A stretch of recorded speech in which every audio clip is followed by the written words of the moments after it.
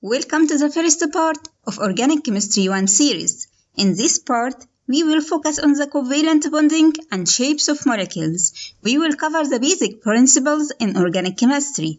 In this part, we will talk about electronic structure of atoms, Lewis model of bonding, how to draw Lewis structure, structural formulas, and assigning the formal charge, bond angles and shapes of molecules, polar and non-polar molecules, quantum or wave mechanics, a combined valence bond and molecular orbital series, covalent bonding and how to quickly recognize the hybridization and the geometry of atoms.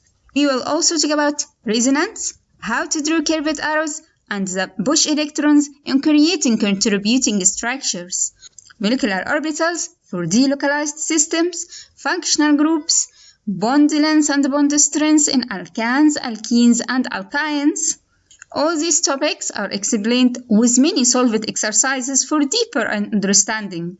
For any issues you'd encounter during the course, don't hesitate to send me a message.